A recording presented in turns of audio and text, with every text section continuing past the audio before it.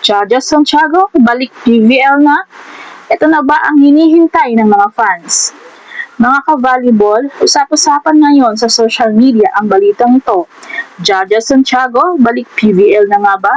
Totoo na ba ang matagal nang hinihintay ng mga Pilipinong volleyball fans? O isa na naman ba itong haka-haka? Alamin natin ang buong detalye.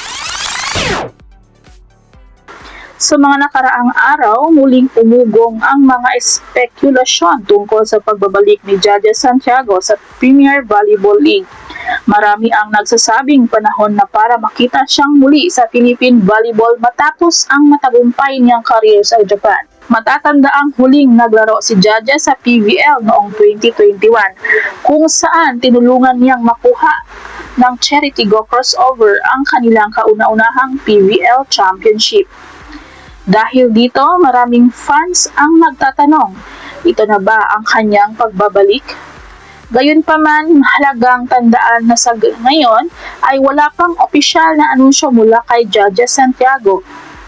Mahalagang tandaan na sa ngayon ay wala pang opisyal na anunsyo mula kay Jaja Santiago o sa anumang PVL team na nagsasabing kumpirmado na ang kanyang pagbabalik sa liga. Sa katunayan, ang mga pinakabagong ulat ay nagsasabing may plano siyang maglaro sa United States para sa susunod na yugto ng kanyang professional career. Plan na lang saan doon. Next week, they will announce. Kaya habang masaya ang mga fans sa posibilidad ng kanyang PVL return, nananatili pa rin itong haka-haka hanggat walang opisyal na pahayag. Isang bagay lang ang sigurado kapag bumalik si Jaja sa PVL. Siguradong mababago nito ang takbo ng liga at tataas pa ang excitement ng mga volleyball fans.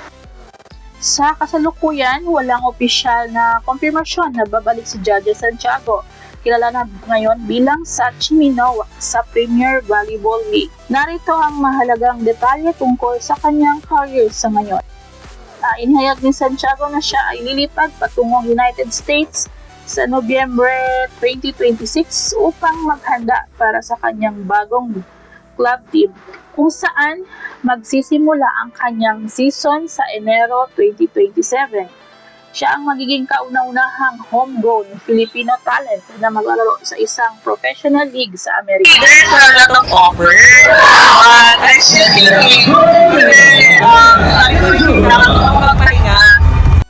Habang hinihintay ang simula ng kanyang season sa US, kasalukuyan siyang nag-eensayo at naghahanap ng lugar para sa kanyang ball training at workouts upang manatiling nasa top form. Bagamat sinabi niyang who knows at hindi tuluyang isinasara ang pinto sa posibleng pagbabalik sa PVL, nakadepende ang lahat sa kung ma-align ang kanyang mga schedule.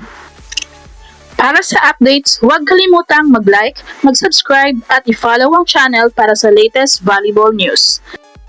Salamat sa panonood! Kita-kits sa next video!